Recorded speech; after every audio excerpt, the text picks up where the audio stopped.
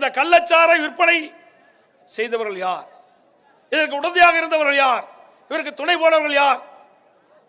அரசுடைய கவனத்திற்கு கொண்டு வருவதற்காக சட்டமன்றத்தில் பேசுவதற்கு எத்தனையோ முறை நாங்கள் வற்புறுத்தி சட்டப்பேரவைத்தில் வேண்டுகோள் வைத்தோம். ஆனால் சட்டப்பேரவை தலைவர்கள் மக்களுடைய பிரச்சனை தான் பேச வேண்டும் என்று சொன்னால் இது மக்களுடைய பிரச்சனை தானே, வேறு எந்த பிரச்சனை? மக்களுடைய பிரச்சனை தான் நான் பேசுவேன் என்று அவரிடத்தில் கேட்டேன்.